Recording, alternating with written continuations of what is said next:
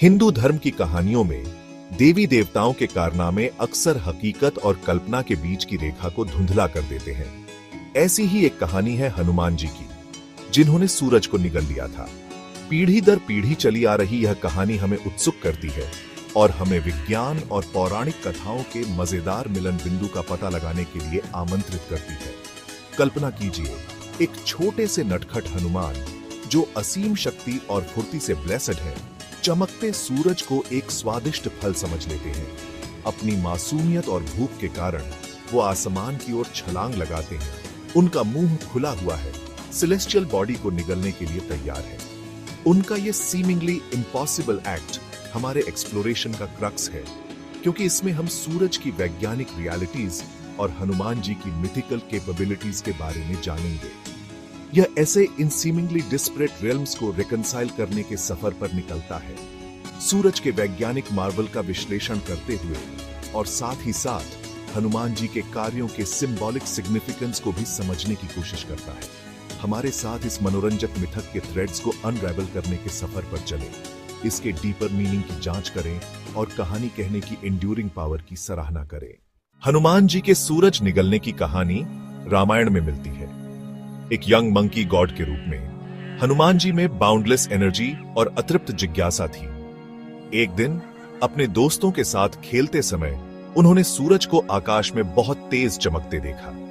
चमकते हुए गोले को एक पका हुआ रसदार फल समझकर हनुमान जी का पेट भूख से गरज उठा।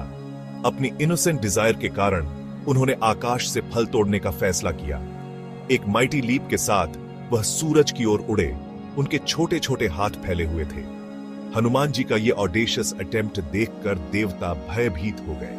वे जानते थे कि सूरज को निगलने के कैटास्ट्रोफिक कॉन्सिक्वेंसेस होंगे। देवताओं के राजा इंद्र ने डिजास्टर को रोकने के लिए हस्तक्षेप किया। उन्होंने हनुमान जी पर अपना वज्र फेंका, जिससे वह मोमेंटरीली रुक गए। इंपैक्ट से हनुमान जी वापस पृथ्वी पर आ गए, लेकिन तब तक बहुत देर हो चुकी थी। वो पहले ही सूरज का एक बड़ा सा बाइट ले चुके थे। सूरज को निगलने का यह कार्य ब्रीफ होते हुए भी हनुमान जी को अविश्वसनीय शक्ति और बल के देवता के रूप में स्थापित करता है। हनुमान जी के इस कारनामे की असलियत को समझने के लिए हमें पहले सूरज के साइज और पावर को समझना होगा। हमारा सूरज, जो कि एक येलो ड्वार्फ स्टार है, जलते हुए प्लाज्मा का एक बहुत बड़ा बॉल है। एक न्यूक्लियर फर्नेस है जो अपने कोर में हाइड्रोजन को हीलियम में फ्यूज करता है और एक अकल्पनीय मात्रा में एनर्जी रिलीज करता है। इसका डायमीटर लगभग 13,90,000 किलोमीटर है, जो इसे पृथ्वी से 109 गुना ज्यादा चौड़ा बनाता है। इसे समझने के लिए अगर सूरज खोखला होता तो इसमें लगभग 13 लाख पृथ्वी समा सकती थी।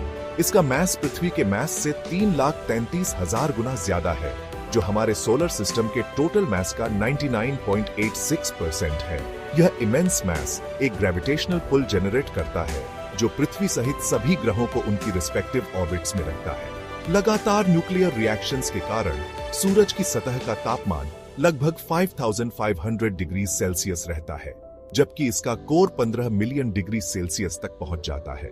ये फिगर्स सूरज की ऑ इंस्पायरिंग पावर को उजागर करते हैं, एक ऐसी ताकत जो एक सेफ डिस्टेंस से पृथ्वी पर जीवन को सस्टेन करती है, लेकिन जो भी इसके बहुत करीब जाने की हिम्मत करता है, उसे तुरंत नष्ट कर देती है। सेक्शन 4, हनुमान जी की भूख, कितनी ताकत, कितना आकार। सूरज के कोलोसल साइज को देखते हुए हनुमान जी को इसे निगलने की कोशिश करने के लिए उनका अपना साइज फिजिक्स के नियमों को धता बताने वाला होना चाहिए। कल्पना कीजिए कि हनुमान जी ग्रहों से भी बड़े होते जा रहे हैं। उनके जबड़े लाखों किलोमीटर तक फैलकर सूरज को निगल रहे हैं।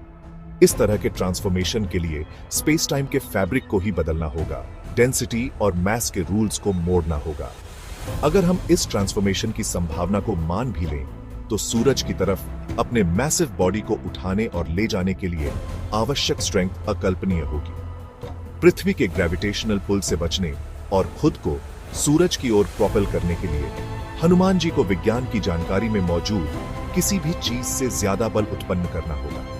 उनकी मसल्स, टेंडन्स और बोन्स को किसी भी ज्ञात मटेरियल से बिलियंस गुना ज्यादा स्ट्रेस झेलने की आवश्यकता होगी।